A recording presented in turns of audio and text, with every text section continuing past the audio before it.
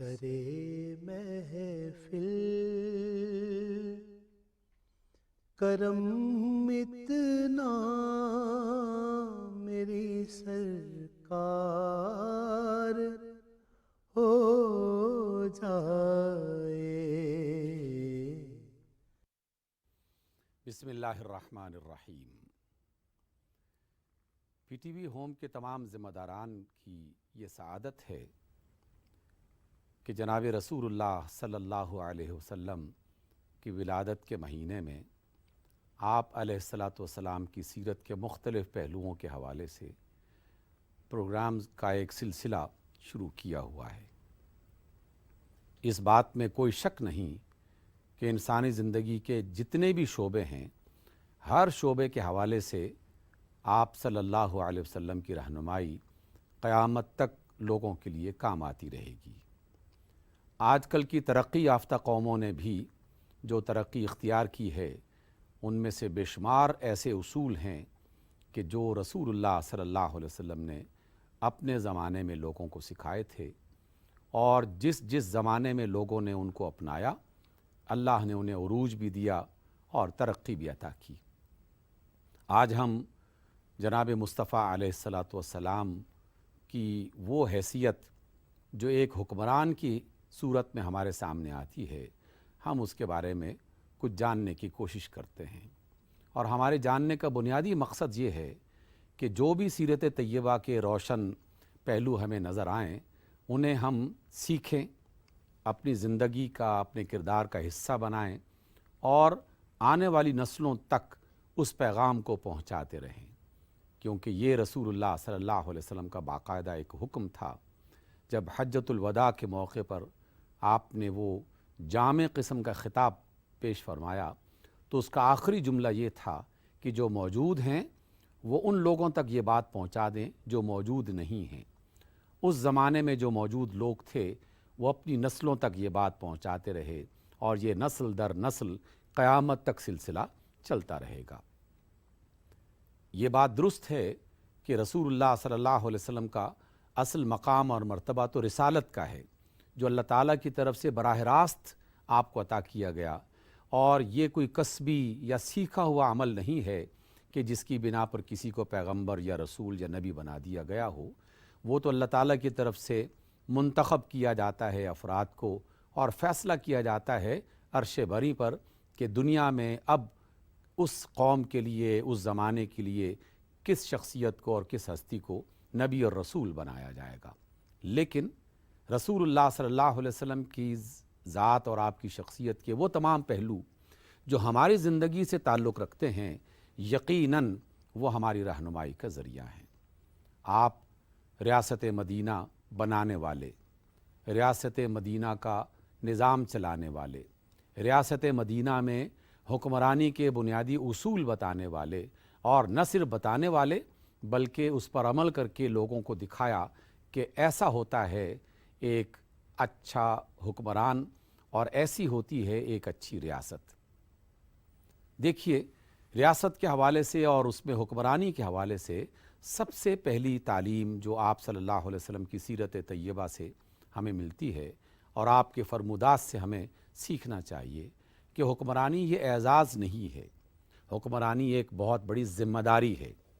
اور جتنی بڑی ذمہ داری ہوگی اس کے بارے میں اسی قدر زیادہ سوال کیا جائے گا، اور قیامت کے روز اس کا حساب اتنا ہی زیادہ سخت اور مشکل ہوگا۔ اس وجہ سے آپ صلی اللہ علیہ وسلم کی تعلیمات میں یہ بات ملتی ہے کہ کوئی شخص ذمہ داری اور حکمرانی کے لیے اپنے آپ کو پیش نہ کرے، یعنی خود اس کا خواہش مند نہ ہو، کیونکہ جن لوگوں کے اندر حکمران بننے کی خواہش پنپنا شروع ہو جاتی ہے، بالآخر وہ اس راستے پر چل پڑتے ہیں جس راستے پر دنیا کے مختلف قسم کے حکمران چلتے رہے، بادشاہ چلتے رہے، فرعون، نمرود اور اس طرح کے بہت سارے لوگ کہ جنہوں نے بادشاہ بننے کے لیے، حکمران بننے کے لیے ہر صحیح غلط طریقہ اختیار کیا، کیونکہ وہ حکمرانی کو اعزاز سمجھتے تھے، سہولتوں اور فوائد حاصل کرنے کا ایک ذریعہ سمجھتے تھے، جبکہ رسالت میں آپ صلی اللہ علیہ وسلم نے جو سکھایا کہ حکمرانی ایک ذمہ داری ہے۔ اس وجہ سے اصحاب رسول باقاعدہ ان ذمہ داریوں سے اپنے آپ کو بچاتے تھے، سوائے اس وقت کہ جب عوام کی طرف سے یا خود رسول اللہ صلی اللہ علیہ وسلم کی طرف سے کوئی ذمہ داری سونپ دی جائے۔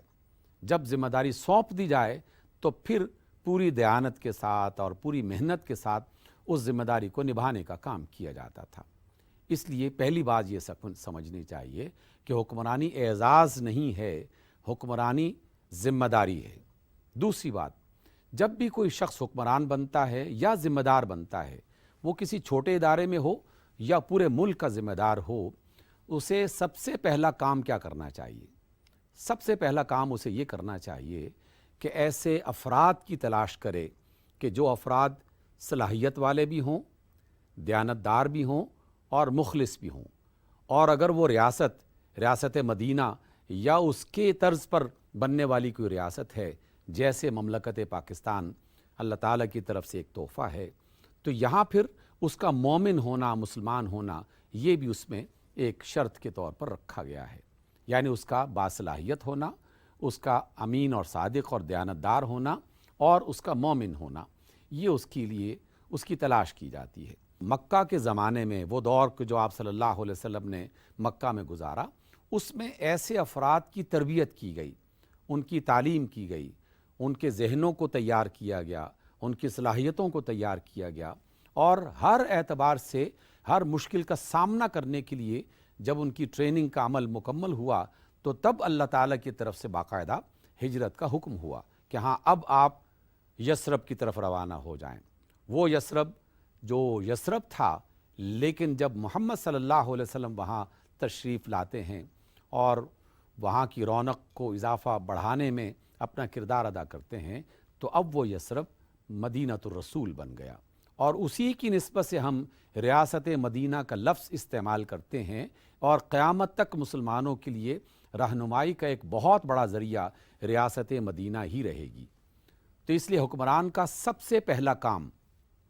کہ وہ باصلاحیت،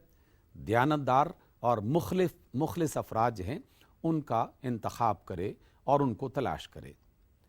کیونکہ رسول اللہ صلی اللہ علیہ وسلم نے ایک موقع پر یہ بھی ارشاد فرمایا تھا کہ جب بھی وہ کام کہ جو مختلف حوالوں سے ذمہ داری کے طور پر آتے ہیں اس میں نااہل افراد کو ذمہ دار بنا دیا جائے گا تو بس پھر تم قیامت کا انتظار کرو۔ یعنی قیامت کا انتظار کا مطلب کیا ہے کہ پھر بربادی ہی بربادی ہوگی، کیونکہ جو بھی فرد ہوگا اس ذمہ داری کے لیے جسے منتخب کیا جائے گا، اگر اس کے اندر صلاحیت نہیں ہے تب کام خراب ہو جائے گا اور وہ بربادی کا ذریعہ بنے گا۔ اگر وہ مخلص اور دیانتدار نہیں ہے اور باصلاحیت تو ہے لیکن پھر بھی وہ خرابی کا اور فساد کا اور فتنے کا ذریعہ بنے گا اور قوم کے لیے فائدہ مند ہونے کے بجائے ان کے لیے نقصان بن جائے گا۔ اور اگر وہ مخلص نہیں ہے اپنے کام میں تو تب بھی وہ نتائج ظاہر نہیں ہوں گے کہ جس کا انتظار کیا جاتا ہے یا جو بھی کسی کامیاب مملکت کے لیے ضروری ہوتے ہیں۔ اس لیے اچھے باصلاحیت دیانتدار افراد کی تلاش کرنا یہ حکمران کی ذمہ داری بنتی ہے، اور یہیں سے اس کی ذہانت، اس کی قابلیت کا پتہ چلتا ہے۔ دوسری بات کہ جب افراد کا انتخاب کر لیا جائے، افراد کی تیاری کا اہتمام کر لیا جائے، تو پھر صرف افراد جو ہے وہ پورے ملک کا نظام نہیں چلاتے، بلکہ افراد کے نیچے ادارے بنائے جاتے ہیں۔ ایک فرد ہے، اس نے دنیا میں کتنا رہنا ہے کسی کو کچھ خبر نہیں ہے، کتنی عمر اللہ تعالیٰ نے اس کے لیے رکھی ہے کسی کو اس کا پتہ نہیں ہے، لیکن اگر فرد ادارہ بنا لے تو ادارہ قائم رہتا ہے، بندے آتے جاتے رہتے ہیں، ادارہ اپنا کام کرتا رہتا ہے۔ تو اس لیے رسول اللہ صلی اللہ علیہ وسلم نے ریاست مدینہ میں باقاعدہ ان اداروں کی بنیاد رکھی جن اداروں کی وجہ سے کوئی بھی مملکت اور کوئی بھی ریاست کامیاب ہو سکتی ہے۔ اس لیے سب سے پہلا ادارہ جو رسول اللہ صلی اللہ علیہ وسلم نے بنایا اور جس کی بنیاد رکھی وہ خود مسجد نبوی، یعنی ایک مسجد کی بنیاد۔ ہمارے ہاں مسجد صرف نماز ادا کرنے کا ایک مقام بن کے رہ گیا، جبکہ ریاست مدینہ کی پہلی مسجد اور سب سے بڑی مسجد اور دنیا کے مقدس ترین مساجد میں سے ایک مسجد، اللہ کے رسول صلی اللہ علیہ وسلم نے اس مسجد میں نماز بھی ادا کی، اس مسجد میں مجلس مشاورت بھی قائم کی، اس میں عسکری تربیت بھی کی، اس میں مختلف قسم کے وفود سے ملاقات بھی کی، اس میں لوگوں کی تعلیم کا بندوبست بھی کیا، اس میں مال غنیمت بھی تقسیم کیا گیا، اس میں بہت سارے جو بھی مملکت کے کام ہوتے تھے اس کا مرکز اس مسجد کو بنایا۔ لیکن یہ چونکہ آغاز تھا اس لیے مسجد اس کا مرکز بن گیا۔ پھر اس کے بعد باقاعدہ جیسے جیسے ادارے بڑے ہوتے گئے، جیسے جیسے ذمہ داریاں پھیلتی گئیں، تو ان کے لیے مستقل بالذات یعنی مستقل ایک الگ سے ادارہ وجود میں آنا شروع ہو گیا۔ ان میں سب سے پہلا ادارہ مسجد کے حوالے سے جو آپ صلی اللہ علیہ وسلم نے قائم کیا اور جس کو بعد کے آنے والے ادوار میں ترقی دی گئی، وہ تعلیم کا شعبہ تھا، کیونکہ تعلیم انسانوں کو سنوارتی ہے، تعلیم سے معاشرے بنتے ہیں، تعلیم سے ذہن اچھے ہوتے ہیں، اور ملک کے جتنے بھی معاملات ہیں، انسانوں کی جتنی ضرورتیں ہیں، ان کے طریقہ کار، ان کے وسائل، ان کی منصوبہ بندی، ان سب کے لیے ایسے افراد کی ضرورت ہوتی ہے جو قابل ہوں، باصلاحیت ہوں، اور قابلیت کسی بھی کام کو کرنے کے لیے اور صلاحیت کسی بھی کام کو اختیار کرنے کے لیے تعلیمی اداروں سے ہی وجود میں آتی ہے۔ لیکن جس تعلیمی ادارے کا آپ علیہ السلام نے آغاز کیا، جس کی بنیاد رکھی، اس میں انسانی زندگی سے متعلق جو معاملات تھے ان کو نصاب کا حصہ بنایا۔ ہم عام طور پر جب بھی اسلام کا تذکرہ کرتے ہیں تو یہ سمجھتے ہیں کہ کسی نے ناظرہ قرآن پڑھا دیا، یا کسی نے تجوید کے ساتھ اس کی تلاوت سکھا دی، یا کسی نے بڑھ کر اس سے آگے بڑھ کر اس کا ترجمہ سکھا دیا تو بات پوری ہو گئی۔ لیکن حقیقت میں رسول اللہ صلی اللہ علیہ وسلم نے جو نظام تعلیم ریاست مدینہ کے لیے پسند فرمایا، اس میں سائنس اور ٹیکنالوجی کے ساتھ ساتھ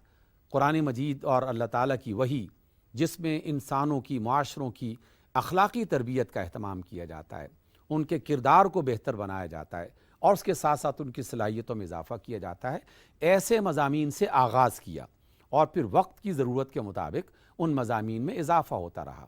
خود آپ صلی اللہ علیہ وسلم کے دور میں جو تعلیمی ادارہ قائم کیا گیا تھا اس میں زبان سکھائی گئی، اس لیے کہ زبان وسیلہ اظہار ہے، اور اپنی قوم کی زبان سب سے پہلے سکھائی، کیونکہ یہ بھی اللہ کی سنت ہے کہ جس قوم میں جس نبی کو بھیجا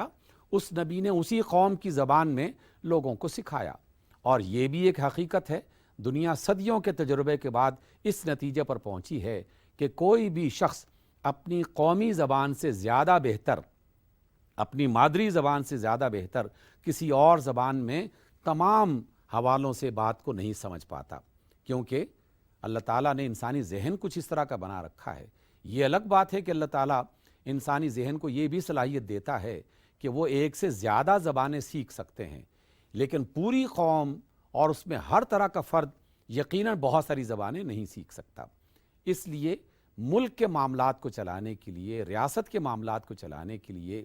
آپ نے قومی زبان کو اختیار کیا، چونکہ وہ عرب کا علاقہ تھا اس لیے عربی زبان کو بنیاد بنایا گیا۔ اس کے ساتھ حساب،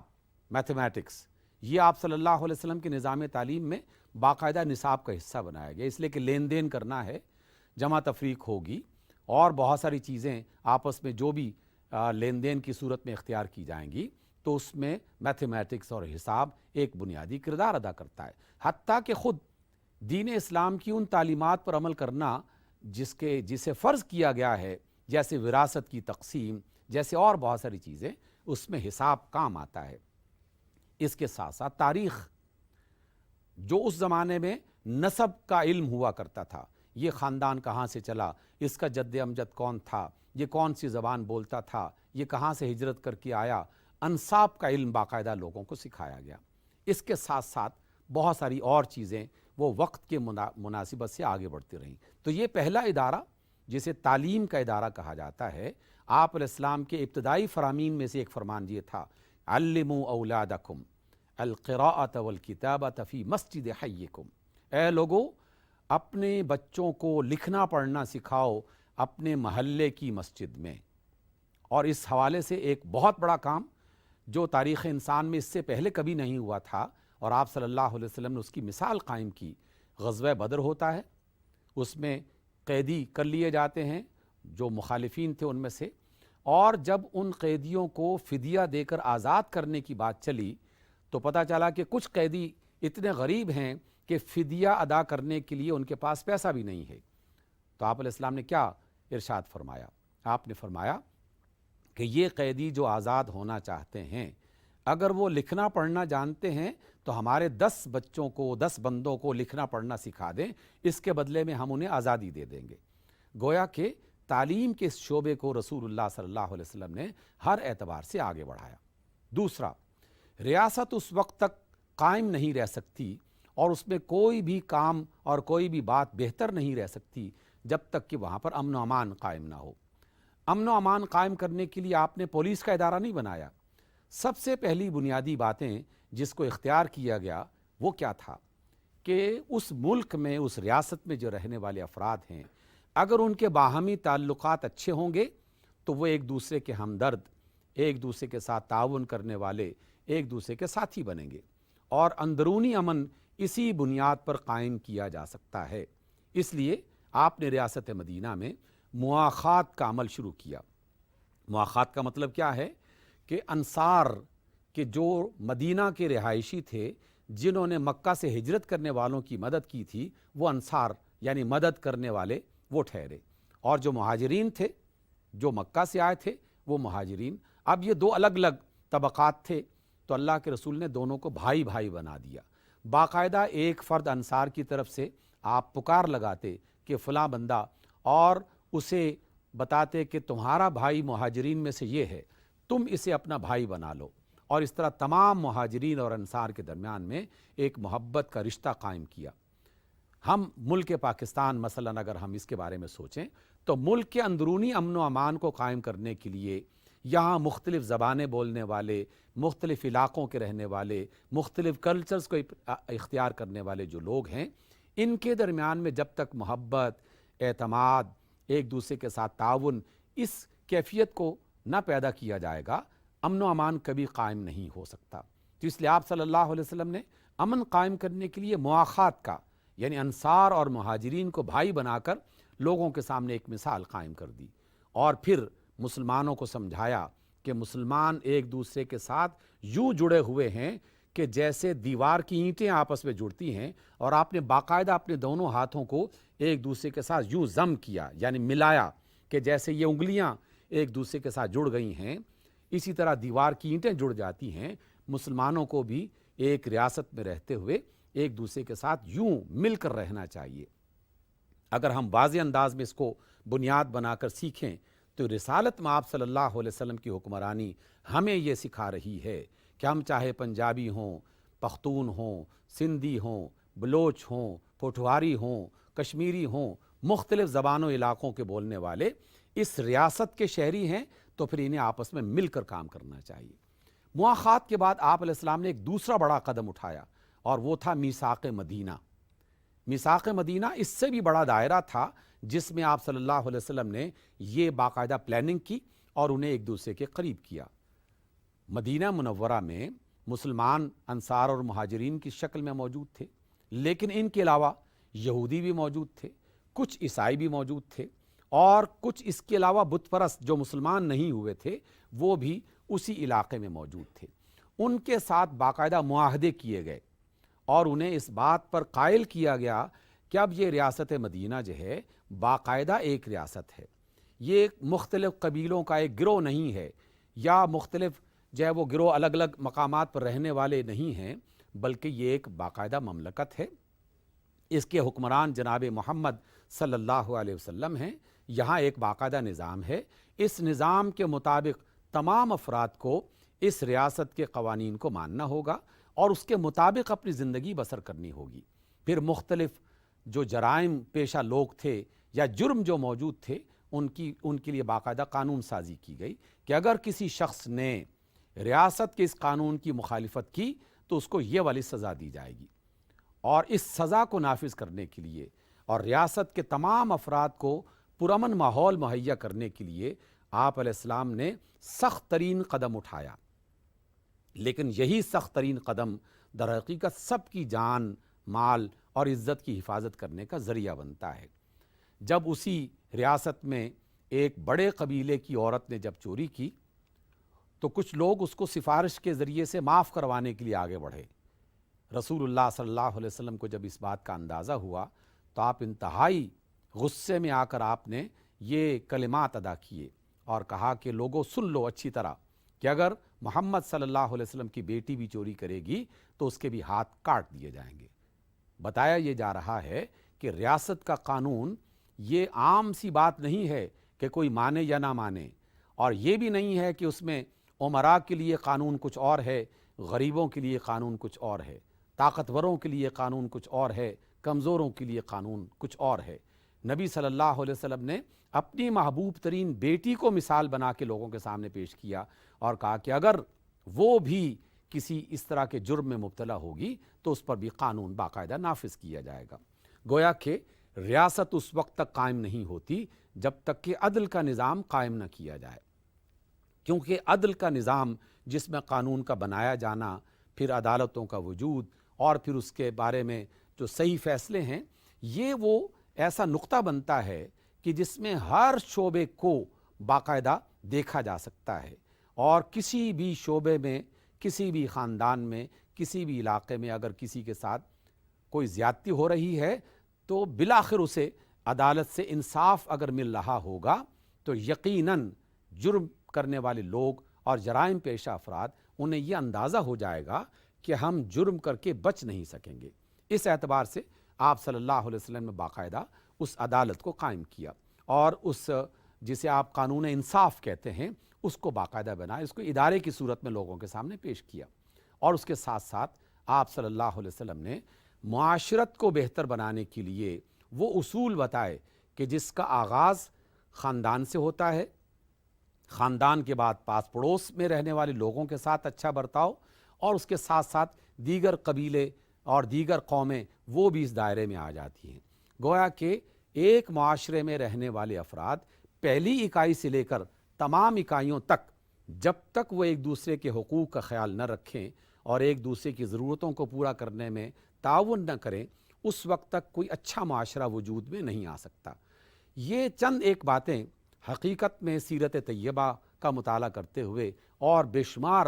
معلومات ہمیں مل سکتی ہیں کہ جو ہمارے لیے رہنمائی کا ذریعہ بننا چاہیے اگر ہم واقعی رسول اللہ صلی اللہ علیہ وسلم سے محبت رکھتے ہیں اور اس ریاست کو ریاست مدینہ کی بنیاد پر قائم کرنا چاہتے ہیں۔ تو یہ محض ایک سلوگن نہیں ہے یا محض ایک بات نہیں ہے، یہ تو ایک اقرار ہے، ایک معاہدہ ہے، اللہ تعالیٰ سے وعدہ ہے۔ اس لیے سیرت کا مطالعہ کیجئے اور اپنی زندگیوں کو اس کے مطابق بدلنے کی ہم سب کو کوشش کرنی چاہیے۔ اللہ تعالیٰ اس حوالے سے ہمیں اس بات کی توفیق عطا فرمائے اور جناب رسول اللہ صلی اللہ علیہ وسلم سے اس عقیدت اور محبت کی بنیاد پر دنیا اور آخرت میں ہمیں کامیابی عطا فرمائے۔ سرے محفل کرم اتنا میری سرکار ہو جائے، سرے محفل کرم اتنا میرے سرکار ہو جائے، نگاہیں منتظر رہ جائیں اور دیدار ہو جائے۔